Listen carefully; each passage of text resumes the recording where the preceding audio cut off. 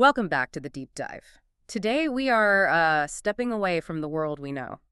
We're consciously abandoning the neat, clean, predictable world of classical mechanics. You mean the world of, say, calculating a cannonball's trajectory? Exactly that. Hmm? Or a pool cue hitting the 8-ball.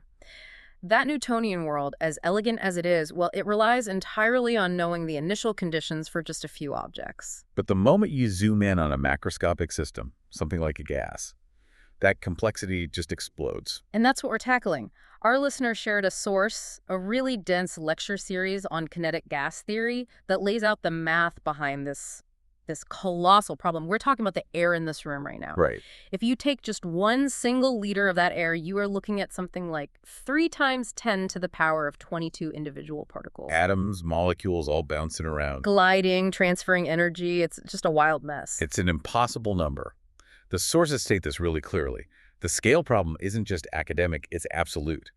If you even tried to solve that system using Newton's laws, So writing down the location and momentum for every single particle. every single one, and then calculating every single collision, you would need a computer, a processor, with a memory bank larger than the entire observable universe. So it's not just hard, it's physically hopeless. Computationally hopeless, Yeah. mathematically hopeless. It just can't be done. We've immediately hit a brick wall. So how do we do it?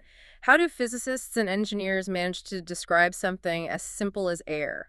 How do we talk about its pressure or its temperature if we can't track any of its parts?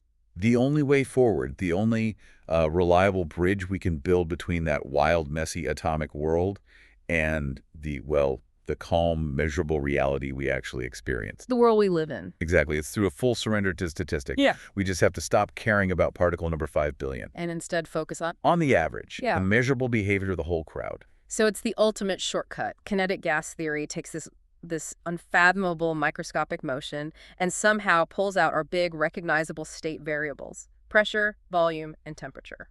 And our mission today is to follow that journey, to show exactly how that chaos gives rise to a beautiful, predictable order. Okay, let's unpack this. And to make any of the math work, I know from the sources we have, to start by defining our theoretical playing field. We have to start with the ideal gas. Indeed. The ideal gas it's a necessary fiction. It's a model we build to make the physics solvable, and it rests on 3 really critical assumptions. Simplifications of reality, I assume. Oh, absolutely. But they let the derivation proceed just beautifully. All right, let's start with the big one, the one that gives statistics all its power, the numbers themselves. The first assumption is that we have an effectively infinite number of particles. We say n approaches infinity. And that's not just for convenience. No, it's a necessity for the math. I mean, statistics, especially the law of large numbers, it only really works when your sample size is enormous. Yeah. The more particles you have, the tighter your distribution becomes, and the more you can trust the average you calculate. Right, if we only had 100 particles, they could, I don't know, all decide to hang out in one corner of the box. And your idea of an average pressure would be completely meaningless. Yeah. But with sextillions of them, that kind of clustering becomes statistically impossible. Okay, that makes sense. Assumption 2, then. What are the particles themselves like in this ideal world? We treat them as tiny, hard spheres. I have to stop you there, because real atoms aren't like that at all, are they? They've got electron clouds, internal energy states, complex forces. Isn't calling them hard spheres a huge oversimplification? It's a highly perceptive question, and it gets right to the ideal part of the model. We're making 2 massive simplifications here. First, we say that while they have mass, they have virtually no volume themselves, no what we call eigenvolumen. So they don't take up any space in the container. Exactly, and the practical implication of that is huge. It lets us ignore any potential energy between the particles. If atoms had volume, they'd start repelling each other at close range, right? And that would introduce all these complex potential energy terms that would change with the gas density. By assuming 0 volume, we can state that the total energy of the system is purely kinetic. Got it. 0 volume, pure kinetic energy. So what about the hard sphere part of that? Well, that leads us right to the third critical assumption, which defines how they interact. We assume they have perfect collisions. Meaning they're perfectly elastic, like idealized billiard balls? Absolutely. So kinetic energy and momentum are perfectly conserved in every single impact. And the sources are very specific about this. The collision time itself is assumed to be infinitely short. Ah, so we don't have to worry about the messy physics of what happens during the collision. We only care about the clean change in motion before and after. It keeps the math elegant. Okay, so we have this vast infinite number of point masses, all moving and bouncing off each other in these perfect instantaneous collisions. What does all that chaos lead to? This is where this source talks about a key concept. The gas forgets. This is the absolute foundation of thermal equilibrium. Imagine, just as a thought experiment, that we could somehow load a container with atoms and give them all exactly the same speed. A very ordered, very non-random starting point. Extremely ordered. But the moment you let them start colliding, that history is gone. It's lost.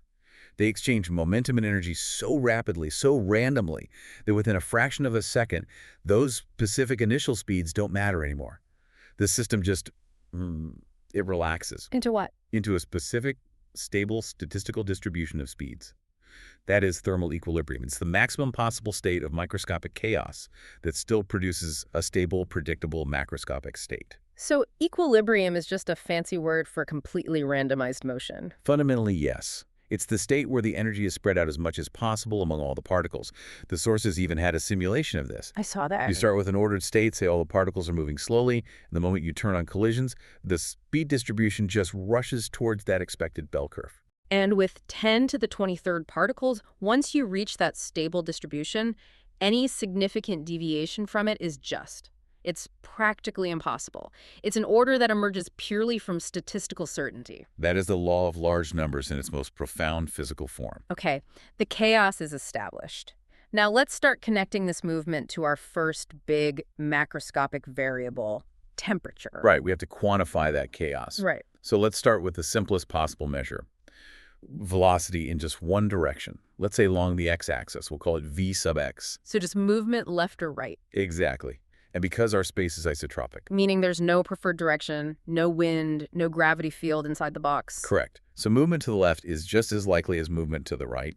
Therefore, the simple average velocity, the mean value of Vx, has to be exactly zero. The positives and negatives cancel out perfectly. And the resulting distribution, if we plotted the frequency of finding a particle with a certain Vx, you get that classic, familiar Gaussian bell curve. So it peaks right at zero. It peaks at zero. The frequency, f, of finding a particle with velocity Vx is proportional to e to the power of minus some constant, let's call it zeta, times Vx squared. Which just means that most particles are moving pretty slowly left or right, and the chance of finding a really, really fast one just drops off exponentially. That exponential term defines the shape. But the key piece of the puzzle, the secret hiding in that curve, is that parameter zeta. It's the thing that controls the width of the bell curve. So if zeta is large, the curve is narrow and high, the particles are mostly slow. If zeta is small, the curve is broad and flat, meaning the particles are zipping around all over the place. Okay, so solving for zeta is the goal. We have to connect this purely statistical width parameter to something physical. And this is where we build the bridge. We connect zeta to energy. The total energy of our ideal gas is, by definition, purely kinetic. 1/2 mv squared. Right, and the total squared velocity, v squared, is just the sum of the squares of the components. Vx squared plus Vi squared plus Vz squared. And because the three directions are independent and statistically identical, we don't have to calculate them all separately. We can just focus on one. Right. And when we apply the tools of integral calculus to that Gaussian function, the math tells us something very simple. The average of the squared velocity in one direction, that's Vx squared, is directly related to zeta. It's equal to 1 over 2 zeta. Ah, so that's the connection. That's the one. So the mean square velocity for the whole particle, v squared, is just 3 times that value, because x, y, and z all contribute equally. Which means v squared is 3 over 2 zeta. Exactly. So now we can write the mean kinetic energy of a single particle entirely in terms of its mass, and this unknown statistical factor, zeta. The expression for the mean kinetic energy becomes 1/2 m times v squared, which is 1/2 m times 3 over 2 zeta. Now comes the decisive, really the revolutionary step of the entire theory. We formally define temperature. We take that expression for the mean kinetic energy, and we state that it must be equal to 3/2 k sub bt. So Ekin equals 3/2 kBt. This is profound. We are defining temperature not as some subjective feeling of heat or an arbitrary scale based on water freezing, but as the average kinetic energy of the disordered movement of the particles. Temperature is just energy. The faster the particles jitter and bounce, the higher their mean kinetic energy, Yeah. the higher the temperature reading will be. It is a purely microscopic definition for a macroscopic thing we feel. And that little scaling factor that makes it all work, that translates the tiny, tiny energy of atoms into the temperature units we recognize, that's the Boltzmann constant, Kb. The Boltzmann constant is truly the linchpin of all of thermodynamics. Its value is minuscule, something like 1.38 times 10 to the minus 23 joules per Kelvin. It's the conversion factor. It's the necessary conversion factor that links the energy scale of the microworld to the temperature scale of the macroworld. It tells you exactly how much kinetic energy is added to a single particle when you raise the whole system's temperature by just 1 Kelvin. That alone makes it sound like one of the most fundamental constants in all of physics. And the scientific community agrees so strongly that, well, since the 2019 revision of the SI units, Kb has been officially fixed. It fundamentally changed how we even define temperature. Okay, explain that. Before 2019, how was the Kelvin defined? It was defined by a physical artifact, the triple point of water. Which is? The specific, unique temperature and pressure where ice, liquid water, and water vapor can all coexist in a stable equilibrium. That temperature was defined as exactly 273.16 Kelvin. So all temperature measurements everywhere were calibrated against a little vessel of super pure water. Essentially, yes. But the downside is obvious. Your fundamental unit depends on the specific properties of one substance, water. How pure is it? What's the isotopic composition? It wasn't truly universal. So what's the new definition since 2019? Now, the definition is mathematically perfect and universal. The Boltzmann constant itself is now fixed by definition. It is exactly 1.38064 9 times 10 to the minus 23 joules per Kelvin. So the Kelvin is no longer defined by water. No. Instead, 1 Kelvin is now defined as the temperature change that alters the thermal energy, kBT, by precisely that fixed quantity of joules. We've moved from relying on a property of water to relying on a fundamental relationship between energy and chaos that holds true for the entire universe. That feels like a philosophical win. It really is. It cleans up the whole system. It anchors temperature directly to the microscopic movement we're talking about, just like the theory predicted. Fantastic.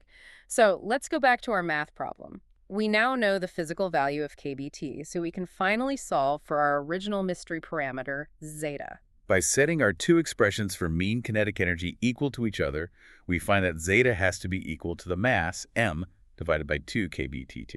So we finally know exactly how the width of that Gaussian distribution relates to the mass of the particles and the temperature of the system. Yes, and we can visualize the complete distribution now. What you see is that the width of that bell curve, the spread of velocities, it gets wider as the temperature goes up. Let's take an example. A heavy gas, like xenon, its mass, eom, is high. Which makes the curve narrow. The heavy atoms move more slowly. Now compare that to something really light, like helium. At the same temperature, say 300 Kelvin, room temperature. The lighter helium atoms must be moving much, much faster to have the same average kinetic energy. Same energy, but the low mass means the v-squared term has to be enormous. The distribution gets smeared out wide. And if we just take helium and we change the temperature, say, from a cold 100 Kelvin up to a hot 600 Kelvin, the thermal energy just dramatically spreads the distribution. At 100 K, the curve is sharp, peaked right around 0. At 600 K, it's much broader and flatter. The whole thing shifts towards higher speeds. The width of that statistical curve is the temperature. Okay, so that establishes the motion in one dimension, but now we have to get into what the source is called a mathematical trap. We've been talking about velocity components, Vx, but what we usually care about is speed, the total magnitude, Vm. A crucial distinction. And it changes the shape of the curve completely. When we looked at Vx, right, movement could be positive or negative. So you got a perfectly symmetric Gaussian curve centered on 0. But speed can't be negative, it's just a positive number. Correct. And we also have to account for the geometry of velocity space. We're not looking at a single line anymore. We need to find all the particles that have a specific total speed, v, by integrating over all 3 dimensions. And if we imagine all the possible velocity vectors in a 3D graph, all the vectors that have the same length, v, they lie on the surface of a sphere. And that is the key. That's the geometric necessity. The surface area of that sphere is 4 pi v squared. This means that our statistical speed distribution, which is called the Maxwell-Boltzmann distribution, has to include a multiplying factor of v squared.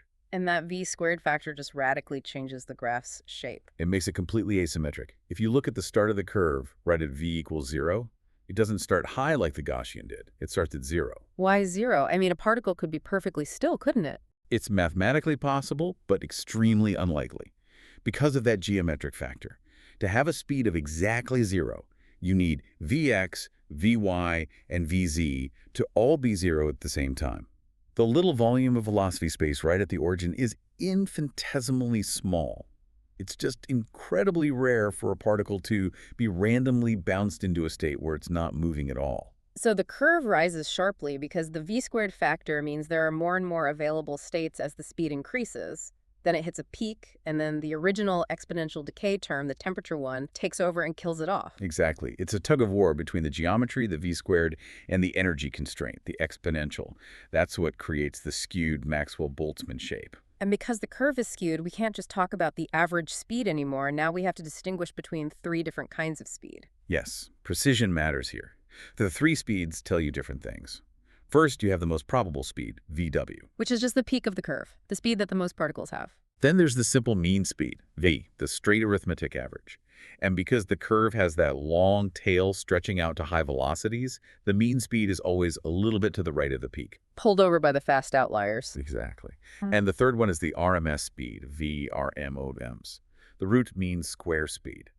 This is the one that's mathematically connected to kinetic energy because it involves squaring all the velocities first. And that one lies even farther to the right on the curve. Farthest right. When you square the speeds, those few really fast particles in the tail have their influence exaggerated dramatically, so they pull the RMS values significantly higher. For any energy calculation, VRMS is the only one that matters. Let's make this real. The sources use helium gas at room temperature, 300 Kelvin. What are the numbers? Helium is an extremely light gas, so at 300 K, those speeds are all clustering around 12 to 1300 meters per second. Wow, that's fast. It's multiple times the speed of sound. Absolutely. The air around you right now is filled with particles moving at supersonic speeds. So wait, if they're moving at 1200 meters per second, why aren't they just, flying away? Why doesn't the air in this room just instantly shoot out the door? That's a great question, and it goes right back to the assumptions. Even though a particle is screaming along at an enormous speed, it's also undergoing billions of collisions every second. Huh. So one particle might shoot off towards the ceiling, but it immediately smacks into 10 to the 22nd other particles going the other way.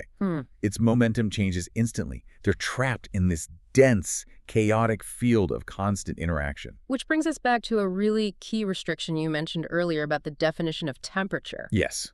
You can only speak of temperature when you have this specific Maxwell-Boltzmann distribution established. Temperature requires chaos. It requires equilibrium. So what's the alternative? Well, if we build a machine that created a perfect beam of helium atoms, all flying in a straight line at 1200 meters per second, that system has a huge amount of kinetic energy. But we wouldn't call it a hot gas. We'd call it a stream. It hasn't forgotten its history. Its directionality defines it. Even though we can't see those individual atoms moving at 1200 meters per second, we can see the direct result of their chaos. Let's talk about Brownian motion. It's a fantastic confirmation of this whole theory. Brownian motion is the observable proof that our energy formula, the 1/2 mv squared equals 3/2 kBT, is universal. It applies to any particle swimming in thermal equilibrium, no matter how big it is. So if we take something much, much bigger than an atom, like a tiny speck of dust, and put it in the gas, it has to follow the same energy rule. It absolutely has to. Let's take the example from the sources. A microscopic particle, maybe 10 to the minus 15 kilograms, massive compared to an atom. But if it's sitting there at 300 Kelvin, it's in equilibrium with the air molecules bombarding it. So it has to have the same average kinetic energy as the atoms hitting it. Yes. And if you plug that much larger mass and 300 Kelvin into the formula, you find that the dust speck itself should have a measurable average speed. What does it come out to? The calculation shows it should be jittering around at about 3 millimeters per second. Yeah. And that jittering dance, that chaotic microscopic movement, that is precisely what the botanist Robert Brown saw in 1827. When he was looking at pollen grains in water. Exactly. He saw the jittering, but he had no idea why. He didn't know about atoms. It wasn't until Einstein, right? Not until 1905. Einstein provided the full statistical theory for it. He showed that the particles movement was caused by being constantly and randomly bombarded by invisible water molecules. And that was one of the most powerful observable proofs we had that atoms actually exist and that our statistical model of temperature is correct. A beautiful connection. Visible jittering confirms invisible chaos. Okay, we have a firm grasp on temperature. Let's turn to the second major variable, pressure, and show how they are fundamentally connected. Pressure is defined simply as force per unit area. And force, well, force is just the rate of change in momentum. So if we want to derive pressure from the micro world, we have to calculate the total momentum transferred from all those tiny atoms as they collide with the walls of the container. Okay, let's take one collision. A particle hits the wall with momentum m times vx, since a collision is perfectly elastic. It bounces straight back with momentum minus m times vx. So the total change in momentum, the impulse transferred to the wall, is 2m vx. Every hit gives the wall a little push. Exactly. Now we just have to count the hits. To find the force, we need to figure out how many particles hit a certain area, A, in a short amount of time, delta t. Which depends on how fast they're going and how many there are. Right. We imagine a little volume right next to the wall. The volume containing particles that are close enough and fast enough to reach the wall in time delta t is just the area times their velocity, Vx times delta t. So the number of hits depends on the particle density, n, the area, the velocity, and the time. And when we go through the full summation and integration, multiplying the number of hitting particles by the momentum transfer and summing that up for all possible positive velocities, the statistical magic happens again. We only count the ones with a positive Vx, the ones flying towards the wall. We have to. And when we divide the total accumulated impulse by the time and the area, the integration process naturally pulls out the mean square velocity component, Vx squared. And a factor of 1/2 pops out, which conveniently cancels the factor of 2 from the momentum transfer. That is neat. And the resulting pressure formula is? It simplifies down to something very clean. Pressure, P, equals m times n times Vx squared. Pressure is just proportional to the mass, the density, and the average speed squared in that one direction. And because of isotropy, because all directions are equal, we know that Vx squared is exactly 1/3 of the total mean square velocity, v squared. Which lets us rewrite the pressure equation as P equals 1/3 mnv squared. And now, the big moment. We're ready to connect the pressure equation back to the temperature equation we derived earlier. This is the final step that links the two great macroscopic variables into one law. So we recall the microscopic definition of temperature. 1/2 mv squared equals 3/2 kdBT. We can rearrange that slightly to isolate the term that's in our pressure equation. So mv squared must be equal to 3 kBBT. And now we substitute that right into our pressure equation. So P equals 1/3 n times 3 kBT. The factor of 3 on the bottom cancels the factor of 3 from the temperature substitution, and we're left with an incredibly simple, beautiful result. Pressure equals n times kBBT. And since the particle density, n is just the total number of particles, n divided by the volume, v, we just move v over to the left side of the equation. And we get the ideal gas law. The holy grail of gases, PV equals nkBT. That equation is the ultimate triumph of statistics. It means that after all that complexity, after starting with the impossibility of tracking 10 to the 23rd particles, we have one perfect equation that lets us completely ignore all of that. Knowing just the macroscopic state variables, P, V, and T, along with the particle count, that is enough to completely define the state of the gas in thermal equilibrium. The ultimate macroscopic summary of microscopic anarchy. Exactly. So in this next part, let's look at how this law is actually used in the real world, like in a chemistry lab, where counting the number of particles, n, is still, well, it's not practical. It's completely impractical. While PV equals nkBT is the fundamental form, scientists prefer to work with groups of atoms. They work with moles. And a mole is just a specific, very large number of particles, defined by the Avogadro constant Na. Precisely. 1 mole is now defined as exactly 6.022 times 10 to the 23rd particles. So when we switch from counting individual particles, n, to counting moles, which we call nu, We have to change the constant, we introduce a new, much more practical constant, the universal gas constant, R. which is just the Boltzmann constant scaled up by Avogadro's number. So R equals Na times Kb. And the result is a much more memorable number for lab work. R is about 8.314 joules per Kelvin per mole, and it's the same for all ideal gases. Which gives us the version most of us probably remember from school, PV equals nu RT. The practical form. And it's important to remember that this is also affected by that 2019 SI revision. Just like Kb is now fixed, Avogadro's constant, Na, is also fixed by definition. So it's no longer a measured quantity based on the mass of a carbon atom. Correct. Used to be defined based on the number of atoms in 12 grams of carbon-12.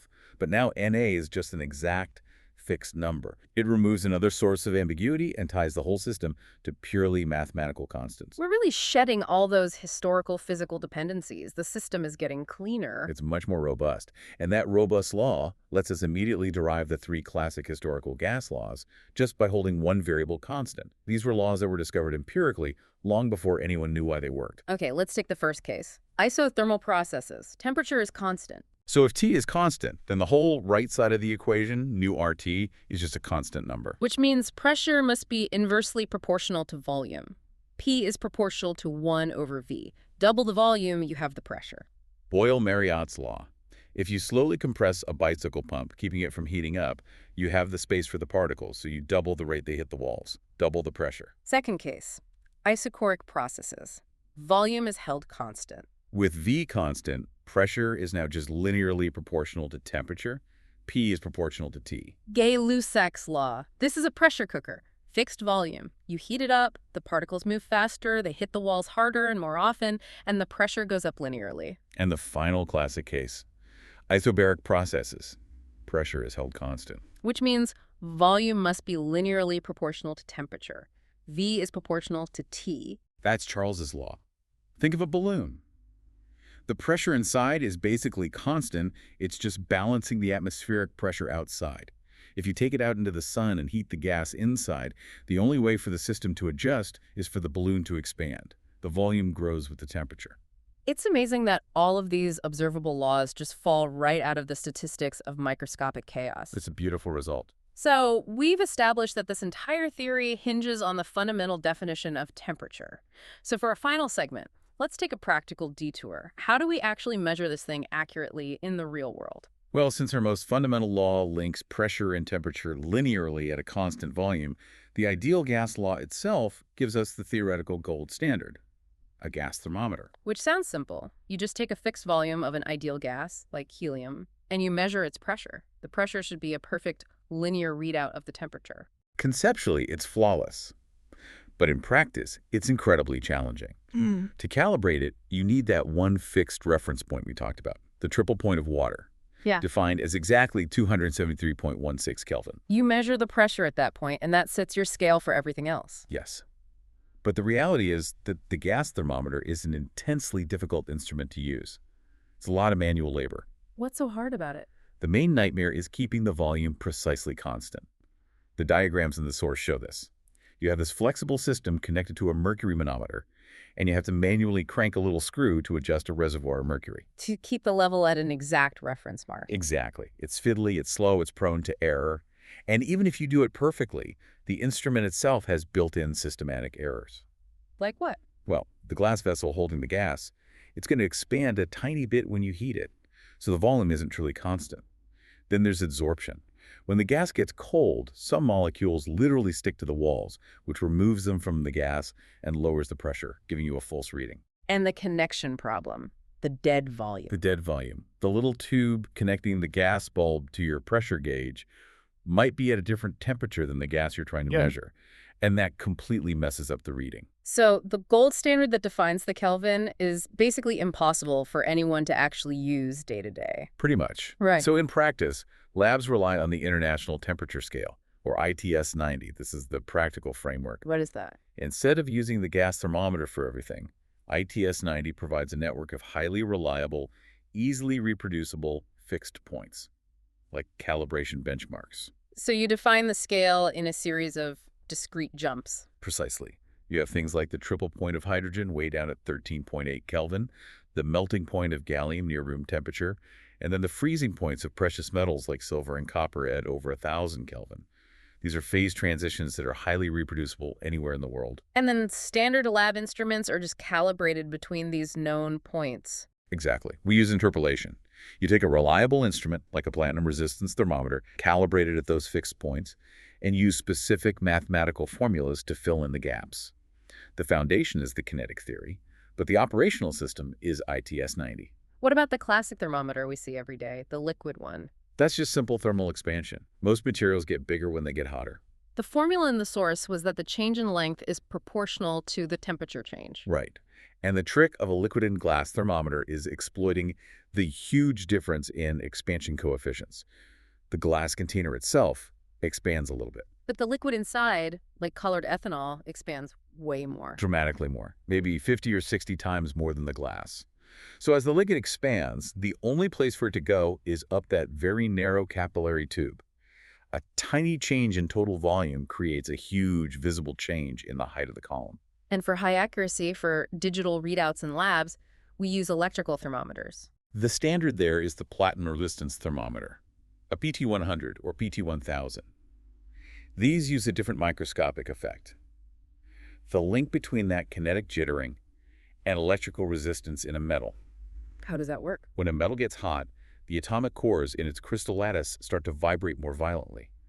That increased thermal jitter acts like a physical obstruction to the electrons trying to flow through the wire as current. So more heat means more jittering means higher resistance. We measure the obstruction, not the temperature directly. That's it. A PT100 is built to have exactly 100 ohms of resistance at 0 degrees Celsius. You just measure the resistance and you know the temperature. Is the relationship perfectly linear? It's very close.